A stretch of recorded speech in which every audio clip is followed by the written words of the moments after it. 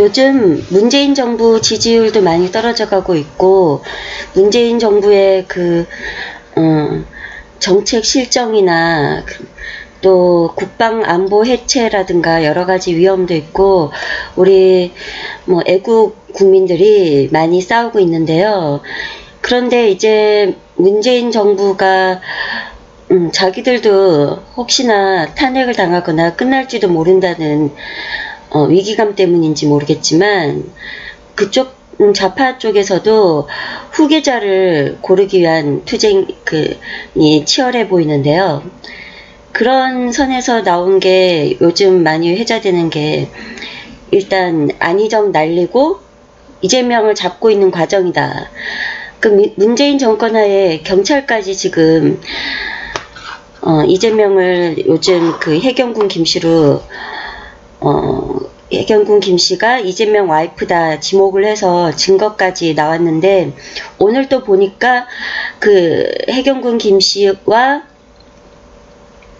같은 아이디를 가진 다음에 IP 마지막 접속지가 이재명 집으로 나왔습니다. 거의 결정적인 증거라고 할 수 있는데요. 그러면서 이제 그 다음 또 잡을 상대는 누구냐 할 때 저는 박원순이라고 봅니다. 김경수 같은 경우에는 그들이 의도했던 안 했든 간에 이미 드루킹 사건으로 대선 주자로서는 탈락한 셈이죠. 이미지가 확 가버렸으니까. 지금 경남도지사로 활동은 하고 있지만 일단 대선 주자로서는 끝났다고 봐야죠. 그게 또 그쪽에서 잡았다고 하는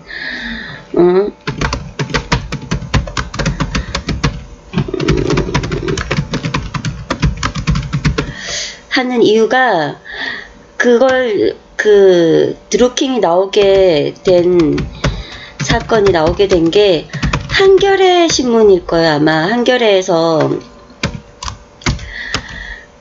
알고 보니 추미애가 그런 댓글 매크로 공작을 한 사람들을 잡아야 된다 해서 네이버에서 신고를 하긴 했는데, 그래서 잡힌 게 드루킹이었고, 한겨레에서 알고 보니 민주당원이었다고 하면서 그냥 꺼져버릴 수도 있는 주제를 갖다가 살린 거죠. 살려서 드루킹 사건으로 돼서 이제 특검까지 했었는데, 어떻게 김경수가 그래도 특검에서 별로 잡히진 않았죠. 잡히진 않았지만 지금 재판을 하고 있고, 그렇게 봤을 때 일단 안희정은 밑으로 날리고, 김경수도 드루킹으로 날리고, 이재명 지금 여러가지 사건이 있었는데, 김부선 사건하고 형 강제 입원 이런 것들은 우파 쪽에서 밀었는데 좀 지지부진하게 실패한 편이죠. 그런데 그쪽 전해철부터 시작해서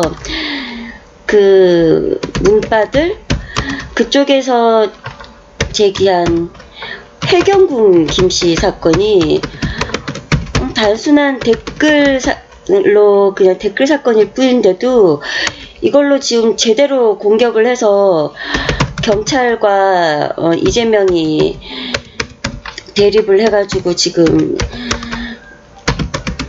이재명이 거의 수세에 몰리고 있죠.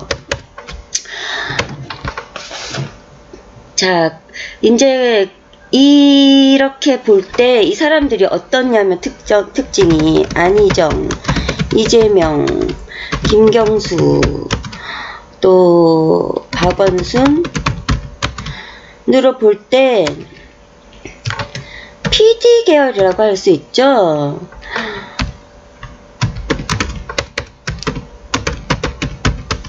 그러니까 정통 주사파는 아니라는 겁니다. 그렇다면 지금 이 저가대를 장악하고 있는 게 주사파죠. 그 대표가 임종석이고요. 임종석이 북한에 진짜 평생을 지원해줬죠. 뭐 옛날에 뭐 임수경도 보냈고, 경문협에 그 북한 저작권료도 타서 보내고, 김정일이 무슨 인간미 있는 뭐 지도자라고 칭송도 하고, 뭐 그런 식으로 북한에 대한 충성도가 아주 뛰어나죠. 그렇게 볼 때 북한에서 가장 이뻐할 사람은 임종석이겠죠. 그 다른 뭐 안희정, 이재명, 김경수, 박원순 뭐 이런 사람들은 뭐 그냥 PD 계열이거나 원래는 좀 친노 뭐 그런 사람들이었죠. 제가 볼 때는 이제 뭐 그 다음에 박원순이 이재명 처리하고 나면 이제 박원순도 공격받을 거라고 생각해서 그 박원순도 민노총에 붙어서 조금 저가대랑 좀 대치를 준비하는 상황이랄까?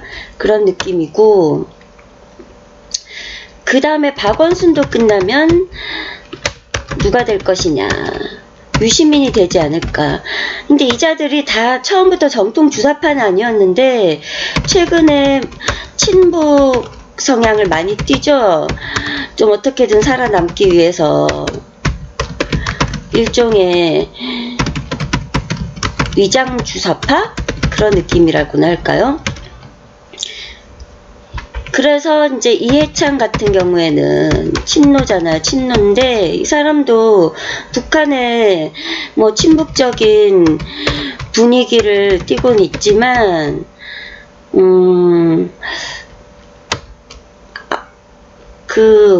완전히 그 북한에다가 정통 주사파는 아닐 것으로 보여요. 그래서 좀 친북적인 지금 분위기에 따라 하고 있기는 하지만, 이해찬이 키우고 싶은 사람들, 자기들 그 패거리로 키우고 싶은 게 이재명, 유시민이었을 것 같은데, 자기 아이들이 지금 공격받고 있으니까 많이 열받아 하는 것 같더라고요. 인터뷰도 거부하고 신경질적인 모습을 보이고 하더라고요. 그렇다면 이제 문재인은 주사파인가? 문재인도 딱히 정통 주사파 같지는 않아요. 주사파 같지는 않은데, 그 박근혜 대통령을 끌어내리고 이제 청와대를 쟁취하기 위해서 다 연대를 한 것 같은데, 그러고 나서 이제 청와대에 들어갈 때는 주사파와 그 친노가 좀 같이 반반씩 들어간 것 같아요. 처음에 들어갈 때는. 그랬는데 전병헌 정무수석이 무슨 홈쇼핑인가 어디 뭐 그런 걸로 해가지고 전병헌을 쫓아내고, 이제 자기들 주사파인 그 주사파라고 해야 되나? 전대협인 한병도를 정무수석을 만들었죠. 그런 식으로 해서 지금 저과대는 거의 전대협 주사파들이 거의 장악을 했다고 봐야죠. 이제 남아있는 게 뭐 조국인데, 조국이 남아있는 것은 PD 계열이라서기보다는 그 천주교 정의구현 사재단 그쪽 일루미나티 그쪽의 힘을 받기 위해서 남겨져 있는 것 같은데, 문재인도 천주교잖아요. 결혼했을 때 보니까 그 뒤에 신부가 3명이나 서 있더라고요. 그러니까 문재인은 여러 다리를 걸치고 있는 거죠. 주사파와 뭐 친노와 그런 PD 계열과 천주교 일루미나티.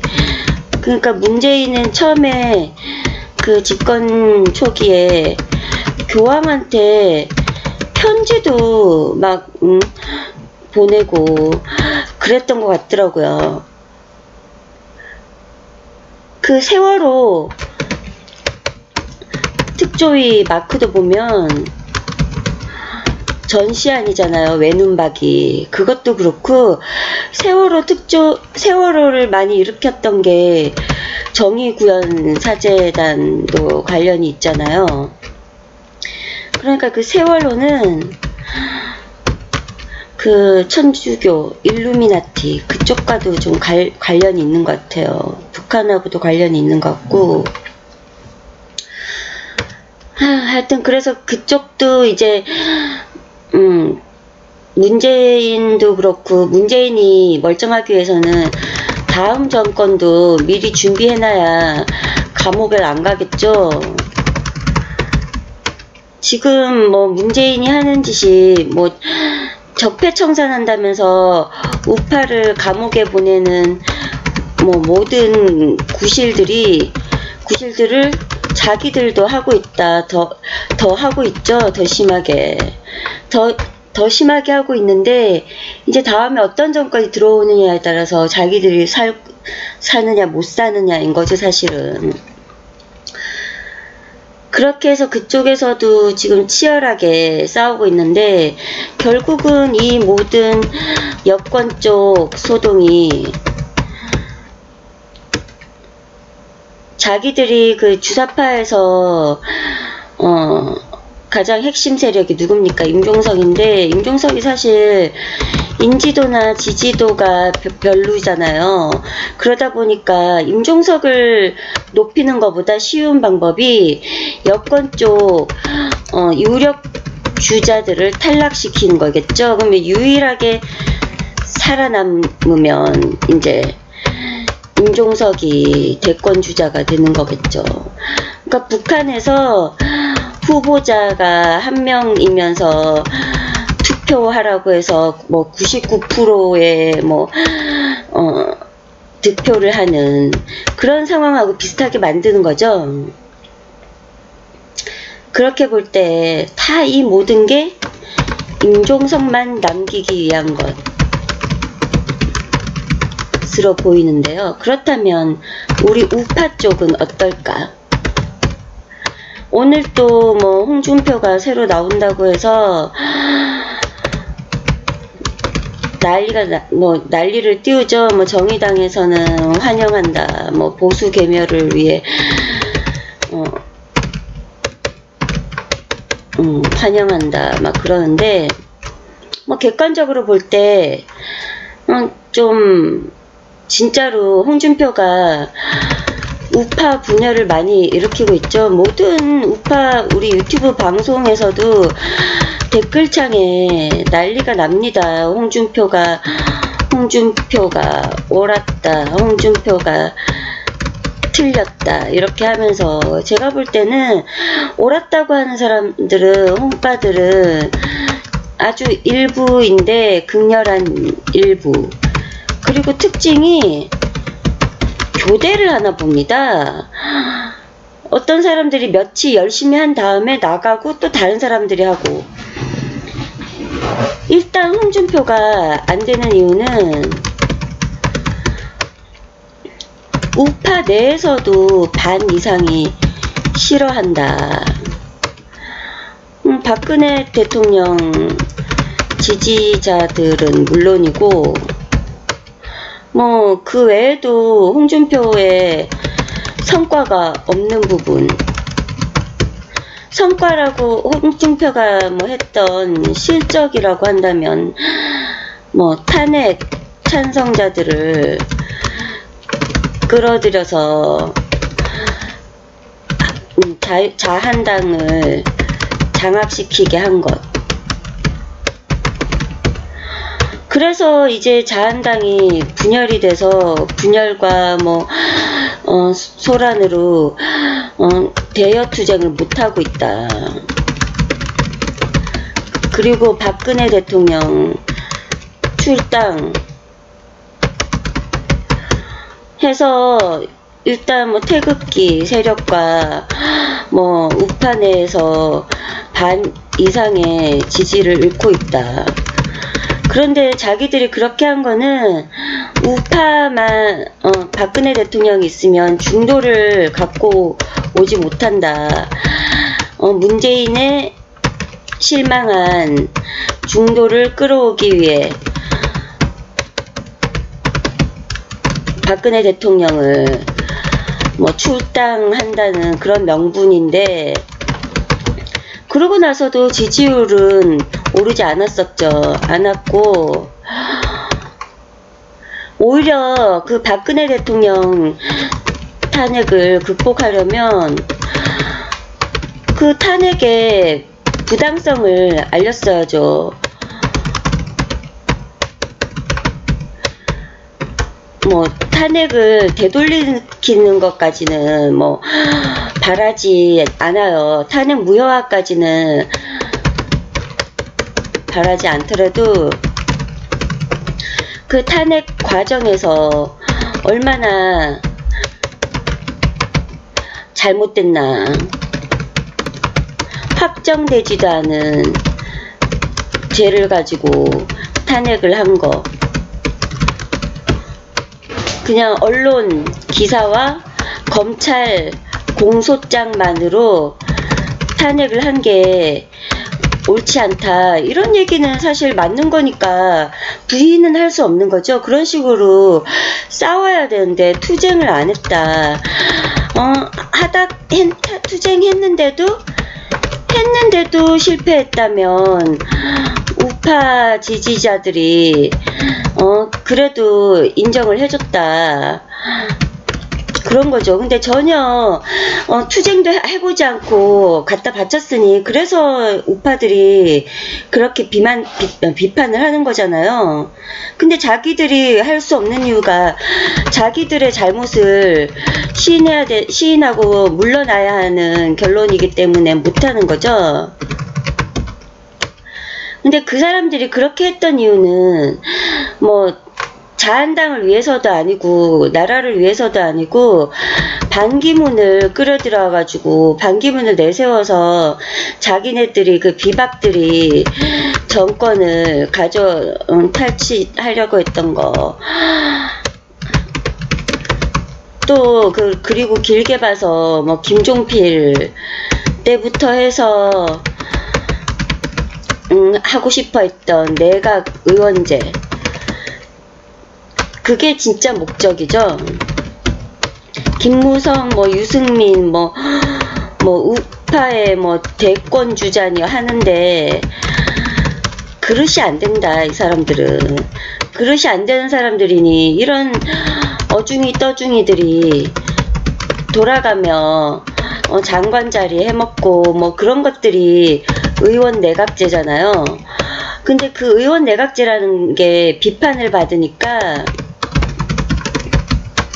뭐 의원 집정부제라고 말을 바꿨다가 또 그것도 의원 내각제 아니냐 비판을 받으니까 이제 대통령 분권형 대통령제, 그것도 또 의심을 받으니까 또 나온 게 김무성이 공화주의, 이런 게 뭡니까? 공화주의가 뭡니까? 로마에서 공화정이라고 해서 이 말만 많고 별거 하지도 않는 그 로마의 그 공화정에서 정말 잘했던 카이사르를 시저인가요?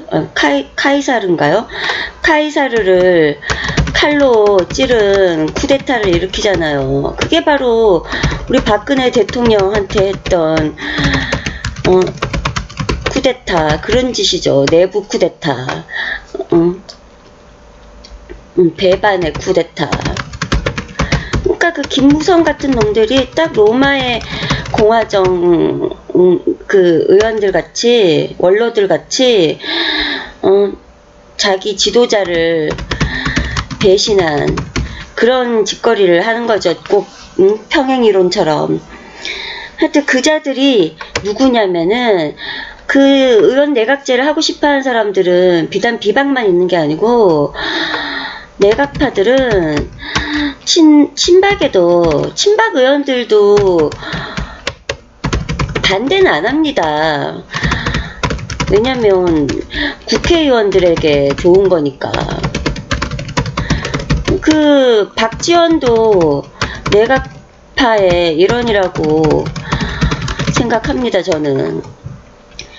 그리고 더불당 애들도 한 반수는 있지 않을까. 뭐 문재인의 뭐 낮은 단계 연방제나 뭐 적화통일이 실패한다고 해도 내각제를 하는 것도 나쁘진 않죠. 어차피 죽었다 깨나도 대통령 못할 그런 인간들이 반대할 이유가 없죠. 어떻게든 자기네들끼리 잘 뭉쳐서 공천받고 의원만 되면 장관 다 해먹고. 전에 제가 한번 우연히 홍정도의 계보를 보다가 특징을 발견했는데 그 끼리끼리 사돈을 맺는데 보니까 그 장관을 했던 경력만 있으면 그 집안의 그 자손들이 어떤 대기업이라든가 잘 사는 그런 사람들하고 또 연을 맺고 이렇게 혼인으로 정경유착을 이미 물밑에서 잘 나가는 사람들은 다 하고 있더라고요. 그러니까 뭐 우리는 뭐 여야 좌우 뭐 어떻게 막 선을 긋고 가리는데 거의 뭐 한통속이라고 봐야 되는 거죠, 사실은. 근데 중요한 거는 지금 그게 아니고 우파내에서 지금 어떻게 해야 할 것인가. 일단 먼저 황교안부터 살펴볼게요. 황교안 그 전 총리이자 국무총리이자 전 권한대행인데 이분에 대해서는 뭐 우파내에서도 제일 지적을 많이 받는 게 탄핵 때 뭘 했냐. 한 게 없다 뭐 그러는데 사실 그거에 대해서는 제가 객관적으로 세 가지를 얘기를 하고 싶습니다. 일단 뭘 했냐 전에 박근혜 대통령이 그때 좀 수세에 몰리면서 김병준 총리 카드를 꺼내드렸죠. 어떻게 보면 황교안 총리 입장에서는 자기는 그 통진당 해산도 하고 열심히 일했는데 억울하죠. 그 박근혜 대통령의 공격이 들어오니까 그거를 한 카드로 이제 자기 목을 내놓고 바꿔야 되는 희생양이 됐는데 그 부분에서 좀 섭섭한 게 있지 않았을까. 섭섭할 수도 있었다.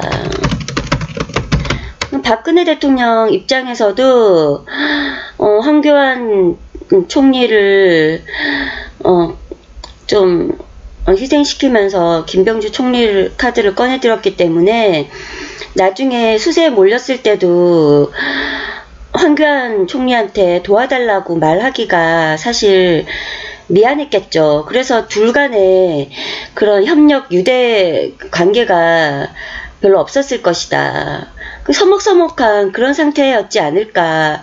또 황교안 총리 입장에서도 최순실이 진짜 어디까지 했고 박근혜 대통령이 진짜 관여가 돼 있는지 안 돼 있는지 그때는 아무도 모르는 상태였으니까 박근혜 대통령 입장에서도 최순실이 어디까지를 했는지 모르고 또 원칙주의자이신 박근혜 대통령 성격상 자신도 혹시 법적으로 뭔가 실수한 게 있지 않을까 일일이 다 이렇게 돌이켜 봐야 되는데 너무 여러 가지 많이 터져 나오니까 사람인데 너무 당황해서 어디부터 대처를 해야 될지 모르겠고 일단 자기가 법이라는 것은 고의 없으면 죄도 없다는 말이 있듯이 고의적으로 사익을 추구하기에 뭘 한 게 없기 때문에 원칙으로 밀어붙이자. 그래도 법관들이란 사람이 법을 가지고 심판하는 것이지 진짜 인민재판하듯이 마음대로 할 수는 없으니까 그 법관들을 믿고 당당하게 생각을 했었을 수도 있어요. 그랬다. 그리고 그러니까 그 황교안 총리 입장에서도 막 적극적으로 박근혜 대통령을 위해 나설 수 있는 입장도 못 됐고 또 황교안 총리 자신도 원칙주의자이기 때문에 무슨 말로 정치적으로 뭐 대변해 준다거나 뭐 그런 거를 할 성격은 못 되죠. 원래 정치가도 아니고 어떻게든 그 원칙적으로 하는 것이 맞기 때문에 국무총리는 공무원이잖아요. 공무원이라 여당이나 뭐 새누리당을 편들 수 있는 상황이 못 됐죠. 그게 원칙이고 아주 평생 공무원으로서 원칙주의자이죠. 황교안 총리가. 그리고 또 탄핵 때 뭘 했냐. 그럼 뭐 그렇다고 사람들이 별로 얘기를 안 하는데 안 한 건 아닙니다. 그 청와대 압수수색을 허용을 안 했죠. 보통 그거를 뭐 황교안 그 촛불에서는 청와대 압수수색 허용 안 한다고 황교안 탄핵까지 막 밀어붙이고 난리를 났죠. 엄청 무서워할 수 있는 상황이었습니다. 무서울 수 있는 상황. 그때 막 트랙터 끌고 올라오고 막 소 끌고 올라오고 막 난리도 아니었죠. 그래도 청와대 압수수색 허용하지 않았고, 이 압수수색을 허용하지 않았던 것도 뭐 꼭 박근혜 대통령 편을 들어서가 아니라 경호처에서 할 일이다. 그리고 경호처에서는 국가 안보상 할 수 없다. 그래서 원칙주의적인 원칙에 맞게 행동했다고 볼 수 있죠. 그리고 또 뭐랬냐. 특검 연장을 승인을 안 해줬죠. 보통 특검 연장을 하면 특별한 뭐 이유가 없는 이상 해준다고 합니다. 그 특검 연장이 안 된 적이 몇 번 없다고 합니다. 이번에 뭐 드루킹 특검 같은 경우에 연장이 될 것인가 말 것인가 뭐 그런 얘기가 있었는데, 드루킹 특검은 특검에서 연장 신청을 안 했죠. 안 한 거고, 보통은 특검 연장을 신청을 하게 되면 해준다고 합니다. 별 특별한 일이 없는 이상. 특검 연장 승인 안 하고, 그때도 또 촛불에서 난리를 쳤죠. 황교안 탄핵해야 된다 막 그러면서. 근데 안 해줬던 거, 이게 총리이자 권한 대행으로서 할 수 있는 최소한의 권한 내에서 할 수 있는 행위였습니다. 권한 내 조치였고, 그렇다고 뭐 황교안 총리가 그때 대행이 뭐 말로써 이게 탄핵이 옳다 그르다 어쩌고 저쩌고 얘기를 해봤자 오히려 촛불만 말로써 박 대통령을 변호해줬다면 촛불을 위시한 국민과 여론 반발만 더 드세졌을 겁니다.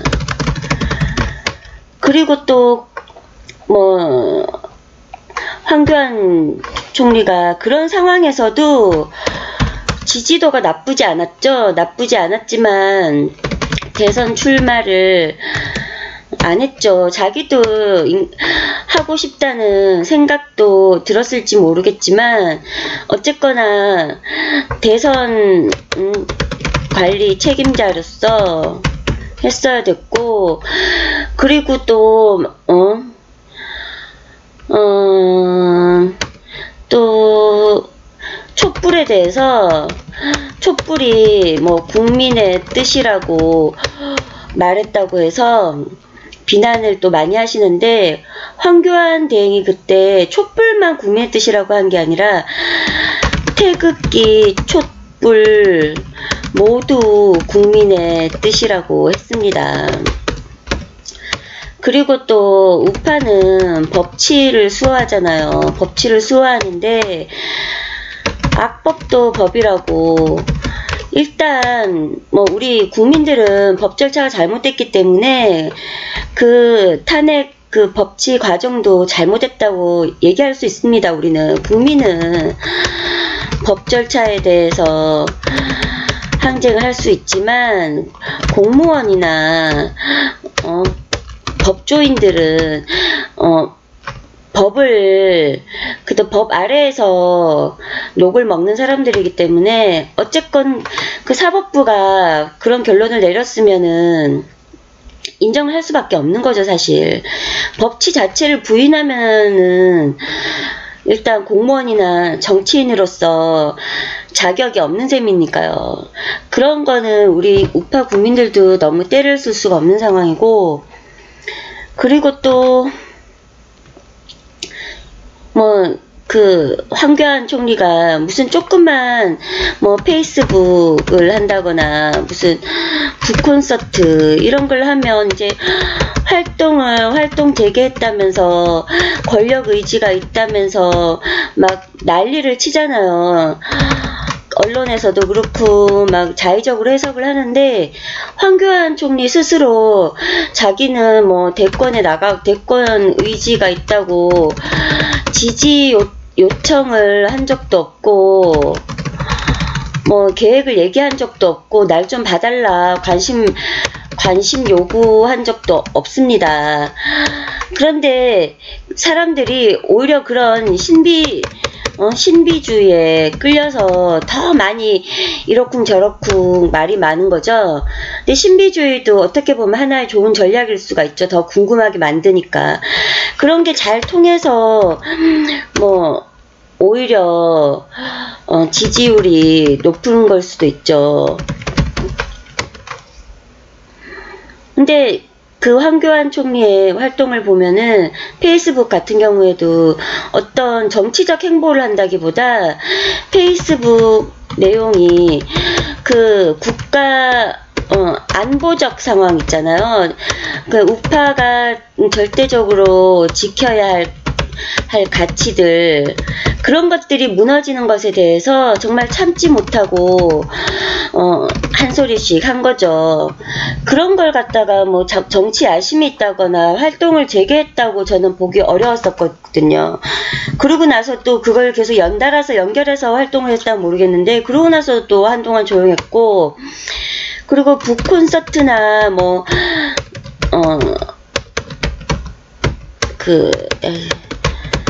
그 청년과의 만남, 우리 청년들의 관심을 많이 가지잖아요. 황교안의 답 이런 것들을 볼 때 이것도 어떤 정치적 행보라기보다는 우리 젊은이들의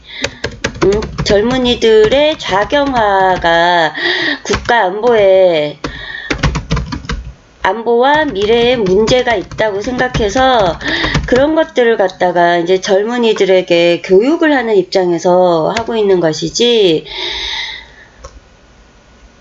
그리고 또 젊은이들은 얘기하면 유연하기 때문에, 사고가 아직 유연하기 때문에 아직 가능성이 있다고 보고, 옳지 않은 것에 대해서 그냥 한탄만 할 게 아니라 우리 젊은이들을 잘 가르쳐야겠다. 저는 그 정도의 의도로 보이는데, 의도는 좋았지만 결과적으로도 문재인한테 쏠렸던 젊은 지지층들을 끌어올 수 있다. 우리 젊은이들은 아직 그래도 순수하기 때문에 바르고 이제 합리적인 것들에 순응을 할 줄 안단 말입니다. 청년들이. 그렇기 때문에 지금 그 황교안 그 총리의 그 기독교 교회에서의 행사, 강연 등, 젊은이의 만남, 이런 것들은 물밑에서 이제 안토니오 그람시의 진지전처럼 아주 물밑에서부터 해서 진지를 구축하기에 좋은 활동이라고 보이고요. 이게 지금 뭐 빨리 나오라는 뭐 정규재 주필이나 뭐 여러 분들이 고성국 박사도 그렇고 하도 뭐 지지자들이 말이 많고 원하니까 할 건지 말 건지 빨리 선택을 해라, 아니면 딴 사람 밀게, 약간 성급한 한국인들의 민족성, 뭐 물론 많이 걱정이 되니까 준비하고 싶은 마음도 있겠죠. 마음도 있는데 지금은 때가 아니자. 지금 나와봤자 뭐 병역 의무를 못한 것에 대한 공격, 그런 것만 많이 뭐 받을 수 있고, 또 탄핵과 뭐 박근혜 대통령 아바타다 막 이런 식으로 공격을 하고 있는데, 전면에 나서서 그런 공격을 지금 때도 아닌데 받을 필요가 없죠. 타이밍이라는 것은, 타이밍을 잘 잡는다는 것은 사업에도 마찬가지겠지만 정치에 있어서는 아주 중요한 것이거든요. 인내할 줄 아는 거. 인내할 줄 아는 것만큼 강하고 현명한 전략은 없다. 그게 대인배와 소인배의 차이겠죠. 타이밍을 잘 노리고 인내할 줄 아는 거. 우리 박근혜 대통령도 그런 거를 잘 했었고, 지금도 박근혜 대통령도 구치소에서 뭐 많은 우리 국민들이나 지지자들이 무슨 액션을 취해주길 원하지만 그걸 기다리고 있잖아요. 이런 것들도 우파니까 할 수 있는 거지, 좌파들 같으면 성격이 급해서 계속 싸우고 막 그렇게만 하려고 하는데 그런 것만이 능사는 아니다. 자꾸 밥 덜 됐는데 뚜껑 열어보면은 같은 시간 돼서 뚜껑 열었을 때 자꾸 뚜껑 열어본 밥솥에 밥은 설이 걷겠죠. 그러나 뜸을 잘 들인 밥은 찰지고 맛있겠죠. 소화도 잘 되고. 그리고 또 제가 볼 때 황교안 총리는 강점 1. 기독교이기 때문에 우리나라 기독교인들 많잖아요. 많은데 기독교라는 종교에는 좌파 우파 없다. 좌파와 우파를 넘어선 그런 지지 세력이라는 게, 그것도 중요하고, 또 미국의 지금 공화당뿐만 아니라 미국에도 기독교가 많죠. 기독 세력, 뭐 유태인들, 금융을 장악하고 있는 유태인들, 그런 세력도 강하기 때문에 기독 세력이 자유민주주의 세력이라고 봐야 되죠. 좌파들이, 천주교가 좌파에 많고, 그런 면에 볼 때 펜스 부통령도 아주 트럼프 대통령도 지금 기독교긴 하지만 강력한 기독교 신자다. 그리고 또 트럼프 대통령을 당선시킨 주요 세력이 그 펜스 부통령을 위시한 그 티파티라고 하죠. 티파티 맞나? 한국은 K파티죠. 티파티라고 하는 이 기독교 세력이 많이 밀어준 게 크다고 하더라고요. 그래서 지금 트럼프 대통령을 탄핵하고 싶어도 못하는 게 더 강한 펜스 부통령이 올라가기 때문에, 트럼프 대통령 다음으로. 그래서 미국에서 볼 때도, 미국에서도 트럼프나 펜스 부통령도 황교안을 아주 강력 지지할 가능성이 많고, 권한 대행 때도 트럼프 대통령이 자주 통화하면서 소통도 잘 되고 아주 죽이 잘 맞았죠. 그래서 황교안의 가장 큰 이점을 저는 기독교와, 그리고 트럼프 대통령과 펜스 부통령의 그 기독교와도 잘 맞고, 그리고 트럼프 대통령이 그 황교안 대행과 권한 대행 때도 죽을 잘 맞췄다는 거. 그리고 또 황교안 대행이 또 잘했던 게, 그 탄핵의 위기 상황에서도 결국 사드 배치를 성공했다는 거.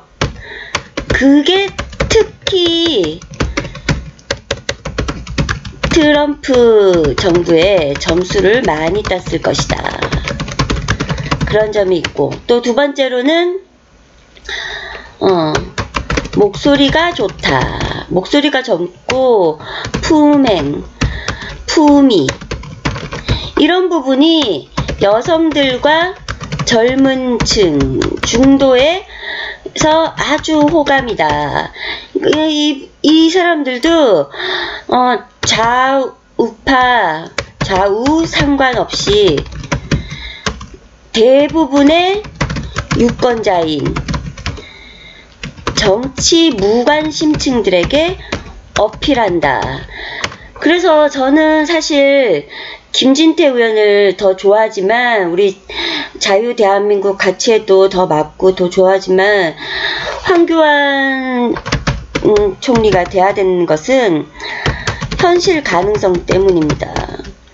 그리고 또 황교안 총리 보고 뭐 황교안이니 막 그런 소리를 하는데, 교활하다는 것은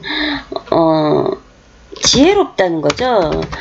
지혜롭기 때문에 좌파에서 공격을 하는 거죠. 그걸 지혜롭다는 걸 나쁘게 표현해서 교활이라고 하는데, 어떻게 보면은 지혜롭고 위기 대처 능력이 뛰어나다. 의외로 정치를 잘할 수도 있다. 반기문 같은 경우에는 쇼적인 부문에서 좀 허당인 게 많이 드러났죠. 근데 황교안은 그 대행 시절에도 보면은 각종 행사에서 뭐 아이나 장애우들과 눈높이를 맞춘다거나 웃는 모습, 이런 것들이 아주 이미지가 좋다. 그래서 쇼로 치면 문재인에 못지않다. 사실 문재인이 유지하는 것은 쇼밖에 없잖아요. 그렇게 볼 때 쇼도 중요하다. 어쨌거나. 왜냐면 정치에 미개한 국민들이 많은 것이 현실이기 때문에 쇼도 아주 중요하다. 한데 황교안은 이미지, 쇼에 강하다. 그렇기 때문에 좋다는 것이고, 그리고 만약에 홍준표, 김무성, 유승민 등이 대통령이 되면, 박근혜 대통령 또 무사하지 못하고, 박근혜 대통령 개인뿐만 아니라 사기 탄핵의 진실을 전혀 벗길 수가 없죠. 그 국가 전복을 시킨 엄청난 좌파들의 모함을 영원히 진실을 벗길 수 없다. 왜냐면 자기들도 공범이기 때문에 절대 벗기지 않죠. 그나마 황교안이 대통령이 된다면, 황교안 같은 경우에도 박근혜 대통령과 마찬가지로 국민통합을 할 거기 때문에 그렇게 숙청을 대대적으로 하진 않을 것이다. 사정을 조금 하더라도 그렇게 막 국민 분열까지 시키진 않을 것이다. 그렇지만 탄핵에서 드러난 좌파들의 그 득세에 대해 밝히기 위해서라도 탄핵에 종북 좌파들이 어떻게 활약을 했는지 반드시 짚고 넘어갈 것이다. 그리고 박근혜 대통령에 대해서도 모질게 하지 않는다. 최소한 어떻게 될지는 저도 장담할 수 없는 거니까 뭐 완전히 누명을 다 벗겨준다기보다 최소한 공정한 사법 절차와 신변 안전은 확보해 줄 것이다. 그렇게 믿을 수 있는 사람은 황교안밖에 없다는 거죠. 그러니까 현실적으로 가능성 있으면서 우파 가치를 확립하면서 국민 통합을 할 수 있고 국가 안정을 시킬 수 있는 사람, 또 미국의 지지, 뭐 기독교의 지지, 중도층, 젊은이, 여성의 지지, 그 무난하고 적합하다.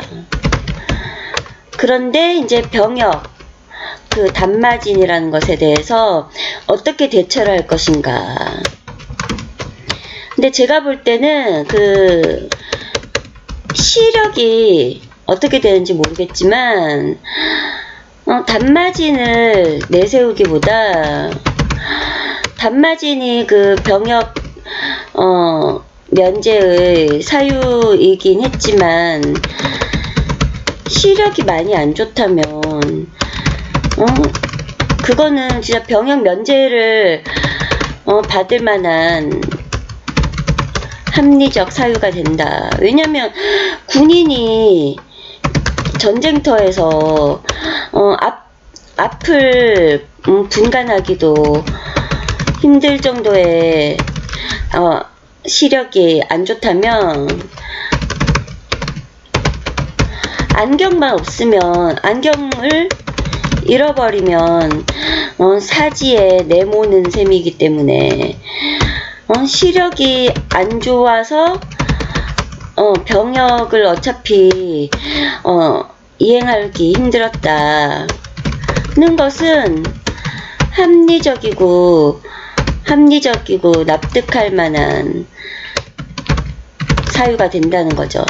그래서 이제 병역 면제에 대해서도 좀 더 합리적인 대응 방안을 미리 모색해 놔야 된다.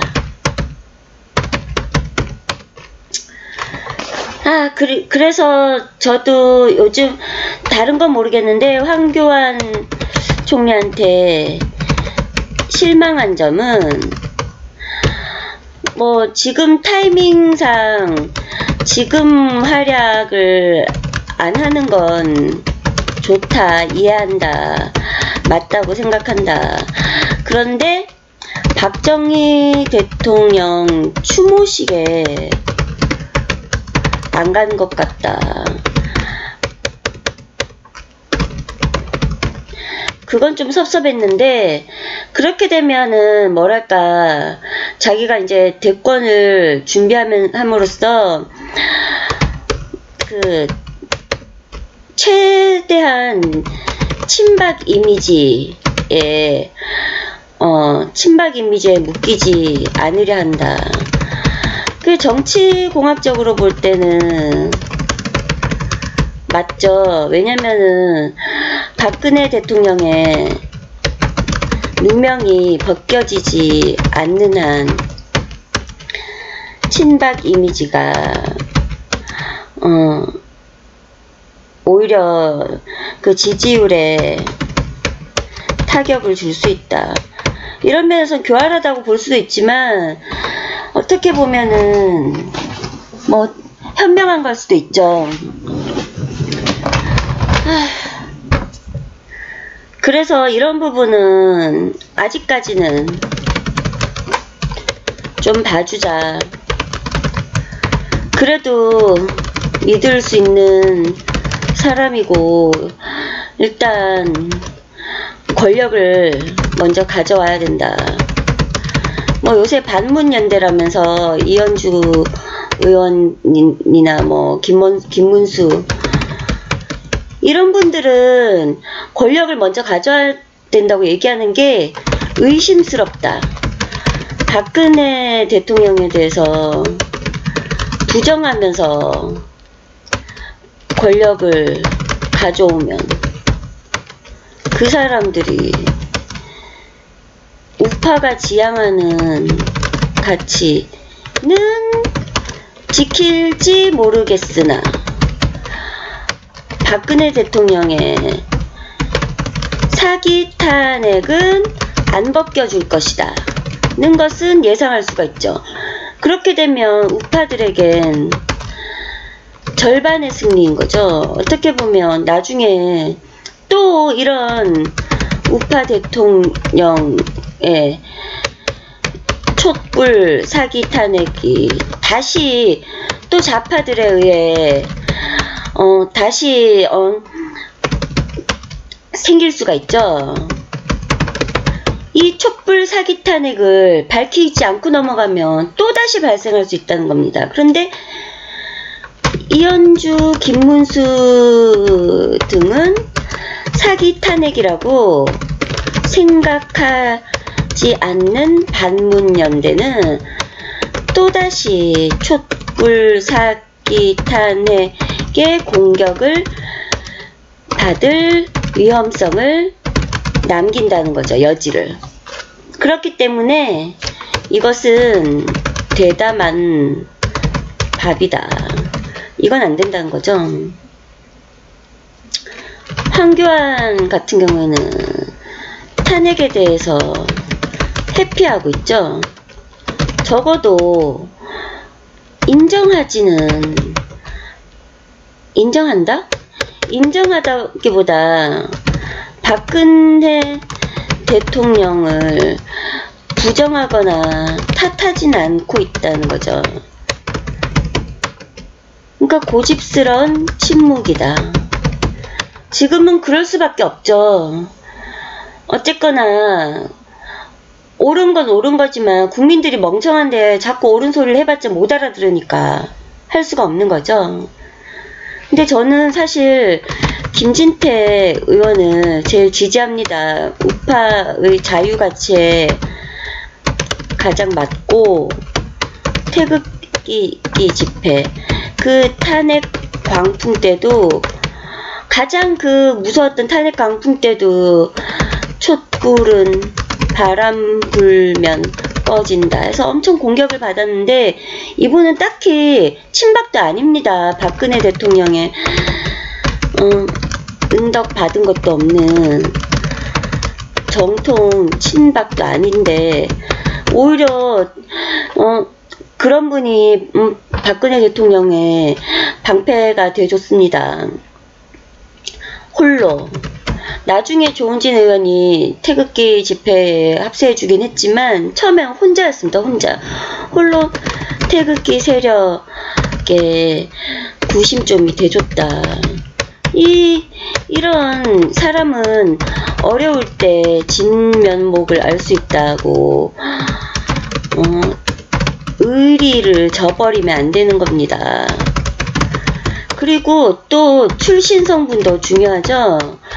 아버님이 그 지리산 공비를 2번이나 때려잡은 무공훈장, 무슨 화랑훈장인가요? 무궁화훈장인가요? 2번이나 받았대요. 얼마나 그 반공 애국 집안입니다. 그 뼛속까지 핏줄이 핏속까지. 그런데 또 사촌 누나인 박선영 전 의원도 북한 인권을 가장 내세우면서 예전에 그 여성의 몸으로 단식 투쟁도 하셨답니다. 그래서 그때 후유증으로 백발이 되시기까지 하고 요번에 그 교육감 나가셔서 낙선하시긴 했지만 아주 우파적 자유 민주주의 가치가 투철하다. 그리고 또 김진태 의원 사촌 누나인가요? 매부가 이재용 부회장 석방시켜준 판사죠. 그래서 더불당에 손혜원인지 박영선인지 모르겠는데 어떤 의원이 김진태가 사주해가지고 판사가 이재용을 석방시켜줬다 하면서 모함을 하려고 했는데 하다 말았죠. 아니 뭐 매부가 뭐 사법거래를 할 것 같으면 그 판사들은 친인척을 친인척 전혀 아무도 없는 싱글만 판사를 해야 되나요? 뭐 어떤 판결을 하면은 그 사람 성향에 따라서 다 그게 연관이 돼 있다고 치면은 저번에 그 탄핵 재판할 때 안창호였나요? 제가 정확히 기억 안 나는데 안창호? 하여튼 누구였는지 모르겠는데 그 형이 그 문재인 선거 캠프에서 일했던 사람이라고 해서 그래서 그래도 되나 했는데 아니나 다를까 올 탄핵 인용이라고도 안 했죠. 파면을 했죠. 그런 거야말로 오히려 그거는 그럴만하죠. 그 사촌형도 아니고 친형이 선거 캠프에서 일을 하는데 직접적으로 관련이 있죠. 그럴 때는 왜 더불당에서 왜 얘기 안 했나? 지들도 이렇게 김진태 의원 매부가 판사였다고 해서 연관지을 정도면 그건 왜 얘기 안 했어? 공평하지가 않죠. 내로남불. 그런데 이제 김진태 의원은 그 열심히 탄핵에 맞서 싸우고 촛불에 맞서 싸워서 태극기 주홍글씨 덕분에 오히려 이 박근혜 대통령 누명이 벗겨지지 않는 이상 그 주홍글씨 때문에 중도나 좌파들에게 욕을 얻어먹고 있다. 곤욕을 받고 있다. 근데 이분이 김진태 의원이 잘 모르시는 분들은 분들도 있겠지만 그 저번에 대선 나갔었잖아요. 그 대선 경선까지 갔었는데 그때 페이스북에 대선 나가시라고 제안을 제가 드렸거든요. 그랬는데 그거를 어디 신문 기사에 나왔어요. 나왔는데 정확히 제가 쓴 글이더라고요. 제가 쓴 글이 나와서 김진태 의원님 우리 자유대한민국을 위해서 정확한 내용 기억 안 나는데 대한민국을 위해서 대선 출마해주세요 하고 제가 쓴 글이 신문기사에 나왔더라고요. 그러고 나서 이제 김진태 의원이 아버님 현충원에 안장되신 아버님 묘소에 찾아가서 고민하시다가 대선 출마 선언을 해주셨죠. 본인도 뭐 될 거라고 장담하고 한 건 아니지만 어쨌거나 나가면 돈도 많이 쓰고 그런데 그래도 우리 애국 시민들이 후원을 많이 해줘서 어느 정도 큰 타격 없이 상쇄는 된 것 같던데 나가주셨는데 참 그때 또 애로사항이 우리 선거 유세장에서는 그래도 지지자들이 많기 때문에 연설을 하면 참 멋있었어요. 멋있었고 아이돌처럼 인기도 대단했습니다. 인간적인 매력이 있다. 연예인처럼. 뭐 싫어하시는 분들은 인정 안 하실지 모르겠지만 그 선거 유세 그 유튜브 방송을 보면은 참 인기도 많고 나도 보는 날도 막 가슴이 설레고 뭐 그런 제가 또 만나서 태극기 집회 때 만나서 한 두세 번 악수도 한 적이 있는데 저는 진짜 악수하고 좋아했었거든요. 저한테 누드를 맞춰주시면서 웃으시는데 반했어요. 진짜 반하고 그 다음부터 이제 팬이 됐는데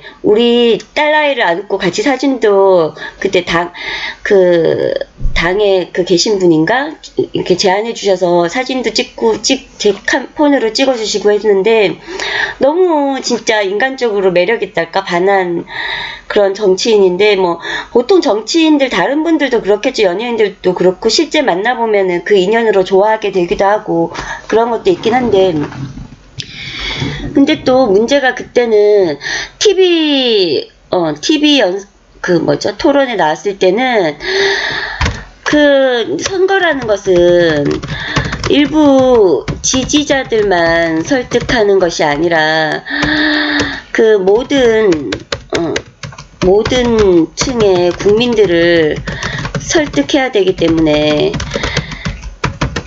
모두들 김진태 하면 박근혜라고 생각하는데 그 프레임을 벗어나야 선거를 할 수 있기 때문에,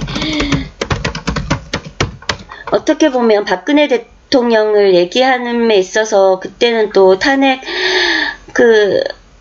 직후라 또 재판도 받아야 되고 그런 상황에서 그게 유죄가 나올지 무죄가 나올지도 모르는 상황에서 무조건 박근혜 대통령을 변호하게 되면 다른 지지층을 다 잃게 되겠죠. 그때 상황에서는 박근혜 대통령을 지지하지 않는 층이 압도적으로 우세했기 때문에 선거가 장난도 아니고 그럴 바에는 떨어질 걸 알고 나올 바에는 안 나온 게 나으니까.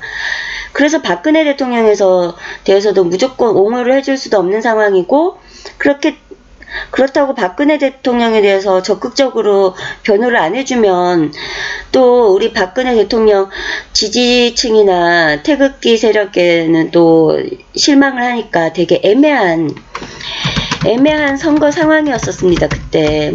그래서 나도 참 안타까웠는데, 그래도 지금 시간이 지났기 때문에 좀 박근혜 대통령 누명이 많이 벗겨져서 지금이라도 나설 수 있으면 좋을 텐데, 아직 박근혜 대통령 누명을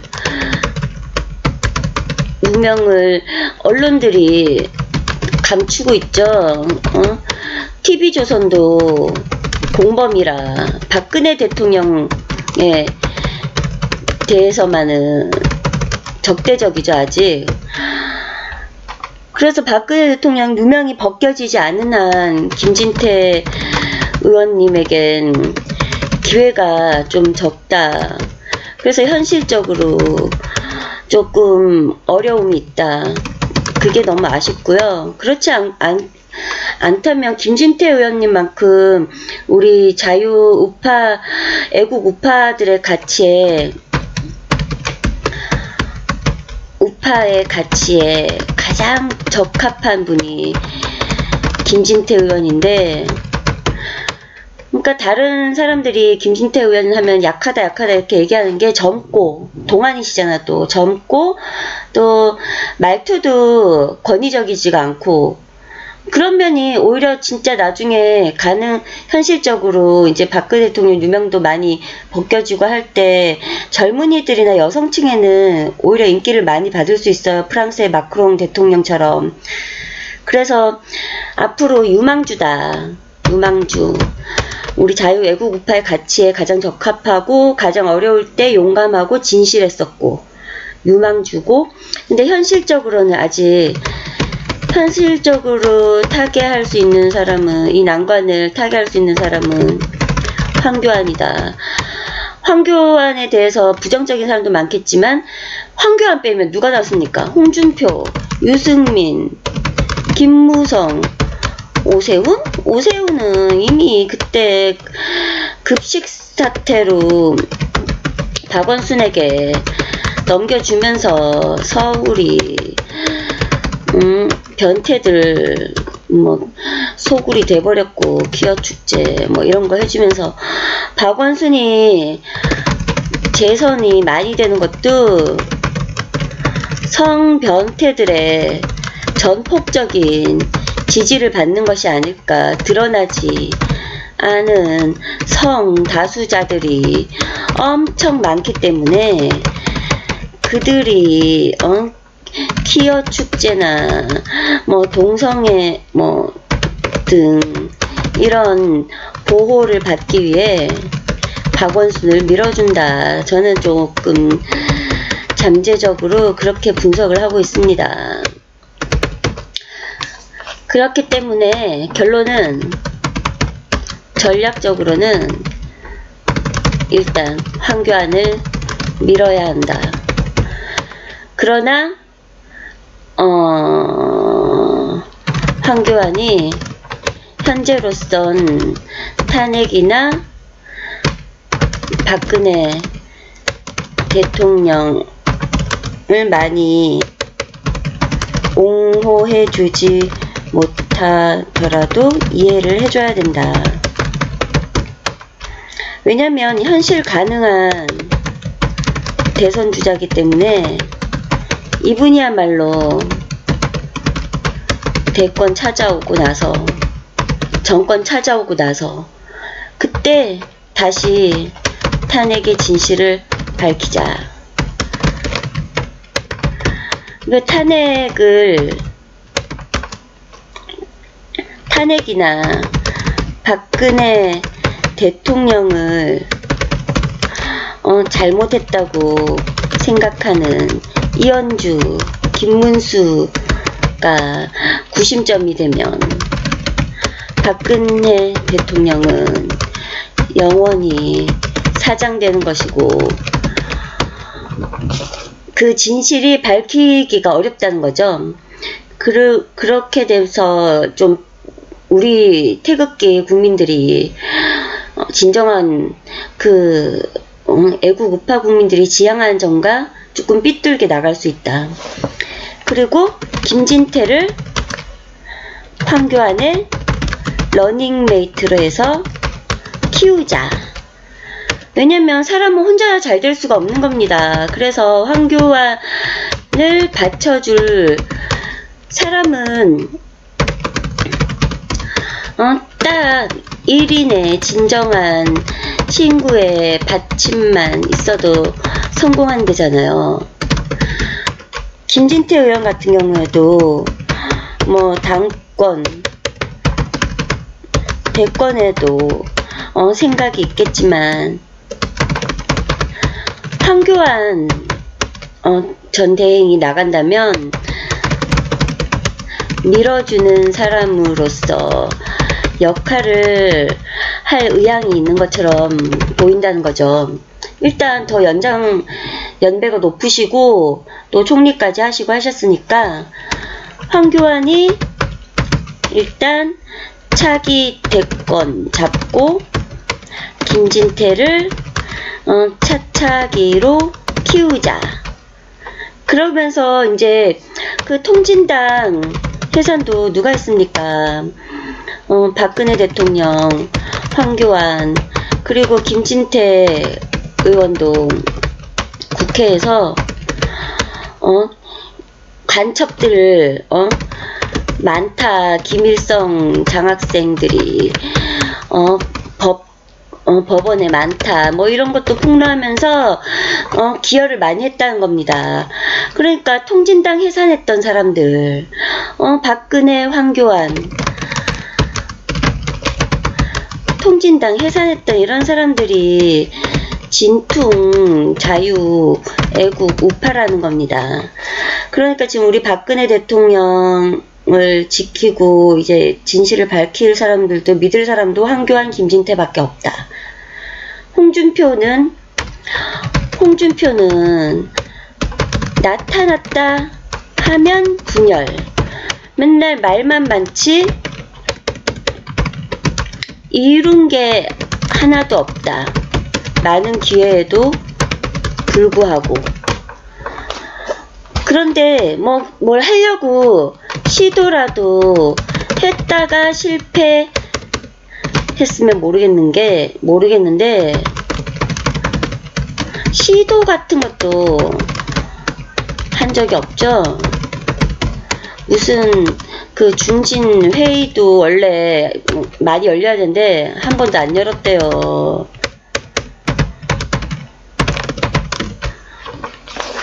중진 회의 같은 것도 안 열고 뭐 모아서 으쌰으쌰 하면서 한 적도 없고, 김성태도 마찬가지고, 그래도 김성태는 단식투쟁이라도 했지. 김성태는 단식투쟁이라도 했지, 홍준표는 거기 찾아가서 깝죽거리고 약이나 올리면서 나는 그런 거 못해 이러면서 약이나 올리고 전형적인 웰빙 주디파죠. 무슨 뭐 홍준표가 강하다 뭐 그러는데 말로는 누가 못합니까? 말로는 뭐 차라리 말로 강할 것 같으면 안정권 실장이나 뭐 이은택 그 선생님 같은 그런 분들이 더 강하겠죠. 말로 사람도 죽일 만큼 강하죠. 말로 빨갱이 다 죽일 만큼 강합니다. 홍준표가 말로 강하긴 뭘 강합니까? 그리고 홍준표가 옳았다? 왜 이렇게 뭐가 옳습니까? 뭐 옳았다고 하는 게 뭐 반공, 우파적 뭐 경제 정책 뭐 이런 것들은 다 한다. 뭐 다 하는 거 우파라면 자한당 의원들 모두 우리 우파 국민들 모두 하는 소리, 당연한 소리. 그게 홍준표가 옳은 겁니까? 아주 당연한 소리인데 옳으려면 행동으로 옮기고 결실을 맺어야죠. 뭐 맺은 게 뭐가 있습니까? 한 게 없잖아요. 한 거라고는 실적이라고는 배신자들 끌어들여가지고 당권 장악시켜갖고는 이 비대위 난리에다가 막 선거 대선 뭐 지선 다 망치고 박근혜 대통령 출당시켜가지고는 태극기 우파 국민들까지 다 흐트려 놓고 자한당에서 지지 철회하게 만들고 그게 뭘 잘했습니까? 옳기는 전혀 옳지도 않고 또 할 말이 있었는데 홍준표 옳지도 않고 또 이제 나타나서 하는 소리가 그 국민 반이 홍준표가 맞았다고 한다 막 이러는 거 보면 지 알바들입니다. 그런 거 잘 알고 있는 거 보면. 그리고 홍준표가 옳았다고 하는 댓글만 보냐? 틀렸다고 하는 욕하는 댓글은 안 보냐? 진짜 한마디로 보고 싶은 것만 보는 진짜 불통이죠. 홍준표는 나타났다 하면 분열입니다. 제일 문제가 잘한 것도 없지만 나타났다 하면 분열. 그래서 문재인의 이중대 문재인 막상 만나면 덕담이나 하고 오고 그 전에도 항상 독대 그랬었죠. 독대를 왜 하고 싶어 했을까?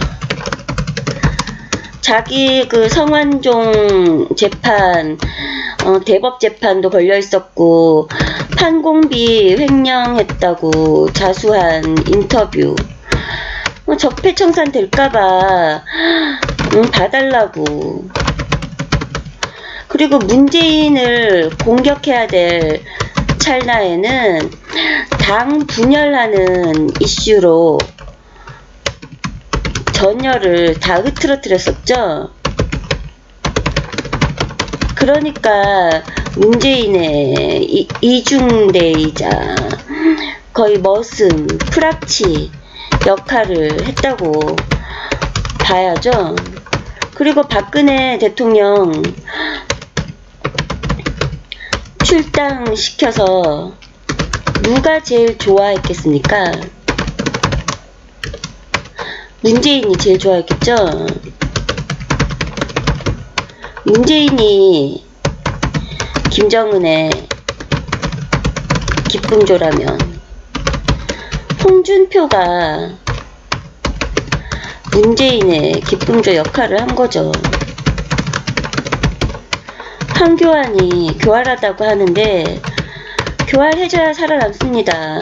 막상 정치 안 해봤던 사람이 정치하게 되면 반기문처럼 정치에 서툴러 당할 거다?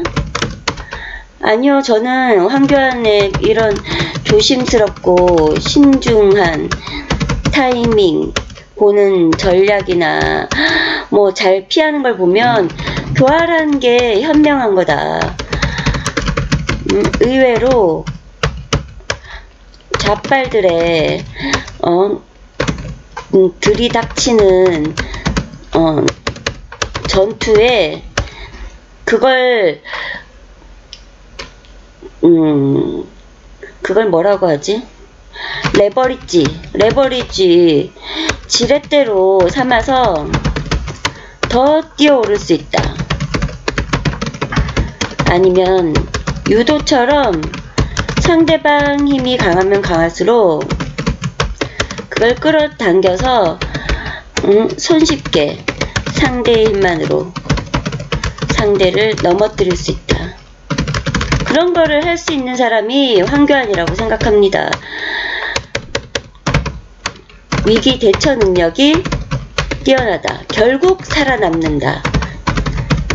이것도 힘이라면 힘인 거죠. 정말 할 말은 너무 머릿속에 많은데 그래서 너무 많이 한 것 같네요. 또 다음에 또 다시 뵙겠습니다. 감사합니다.